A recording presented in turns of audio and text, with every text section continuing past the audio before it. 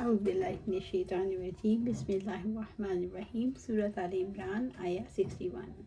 عیسیٰ علیہ السلام کے بارے میں عیسائیوں کو دعوت مباہلہ دی گئی۔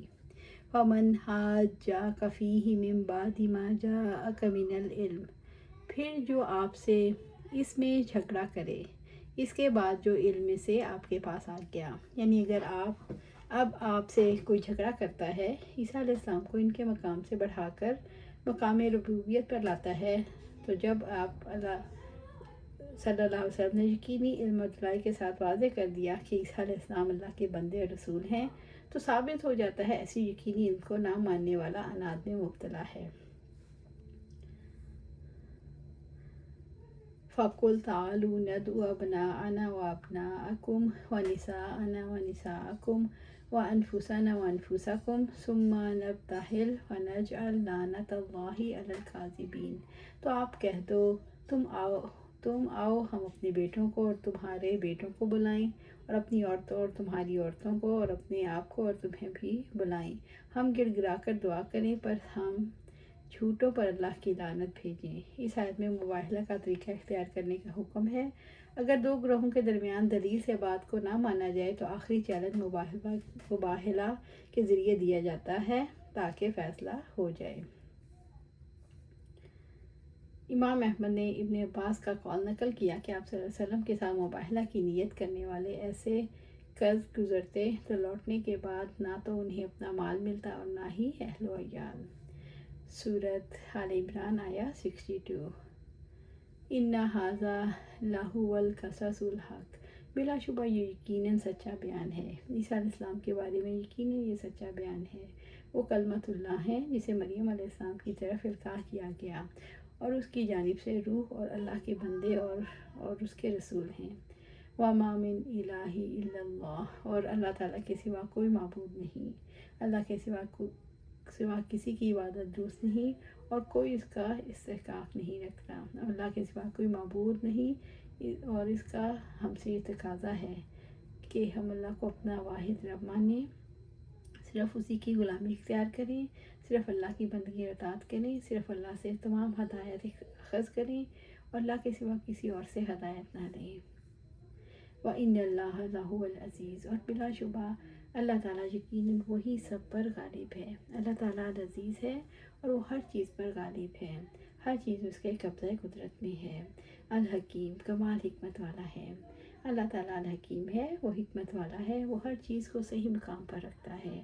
اللہ تعالیٰ الحکیم ہے، کافروں کے ذریعے سے مومنوں کی آزمائش کرتا ہے، جس سے مومن قولی اور عملی طور پر جہاد کرتے ہیں۔ سورۃ آل عمران آیا 63۔ فَإِن تَوَلَّوْا، اگر وہ پھر بھی منہ موڑیں گے، یعنی وہ توحید اور حق کو قبول کرنے سے اعراض کریں، فَإِنَّ اللَّهَ عَلِيمٌ بِالْمُفْسِدِينَ، تو اللہ تعالیٰ یقیناً فساد کرنے والوں کو خوب جاننے والا ہے۔ دنیا کا فساد شرک ہے۔ جو غیر اللہ کی مدد کرتے ہیں اور لوگوں کو اس کی دعوت دیتے ہیں، اس میں ان کے لیے وعید۔ اللہ تعالیٰ نے عیسیٰ علیہ السلام کو اپنی مصلحت کے تحت غیر معمولی انداز سے پیدا کیا۔ اللہ تعالیٰ ہی نے انہیں معجزات عطا فرمائے۔ عیسیٰ علیہ السلام کے حواریوں کا مذہب اسلام تھا، یہ وہی مذہب ہے جو قرآن پیش کر رہا ہے۔ بعد میں عیسائیت ان عقائد پر قائم نہ رہی۔ سورۃ آل عمران آیا 64۔ عقیدہ توحید تمام اقوام میں یکساں ہے۔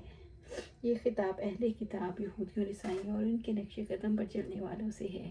رب العزت نے فرمایا، قُلْ يَا أَهْلَ الْكِتَابِ تَعَالَوْا إِلَىٰ كَلِمَةٍ سَوَاءٍ بَيْنَنَا وَبَيْنَكُمْ، آپ کہہ دیں اہل کتاب، اس کلمے کی طرف آؤ جو ہمارے درمیان اور تمہارے درمیان برابر ہے۔ اس کلمے سے مراد وہ کلمہ توحید ہے جس کی بنیاد پر سب متحد ہو سکتے ہیں، جس پر تمام رسولوں کا اتفاق ہے۔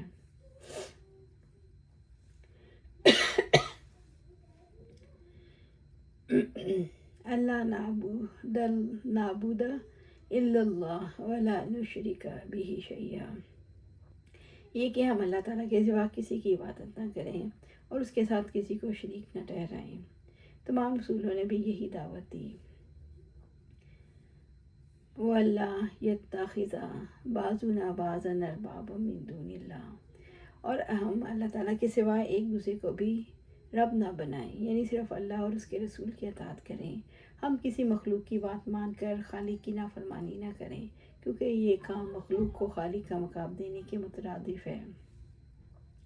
فَإِن تَوَلَّوْا فَقُولُوا أَشْهَدُوا بِأَنَّا مُسْلِمُونَ، پھر اگر وہ منہ موڑے تو آپ کہہ دیں تم گواہ ہو جاؤ، بلا شبہ ہم مسلمان ہیں۔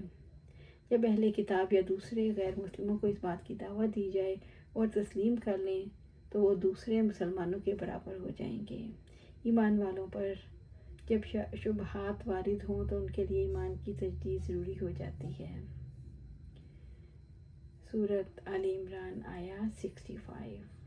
ابراہیم علیہ السلام کے دین کے بارے میں اہل کتاب کا کیا جھگڑا کرتے تھے؟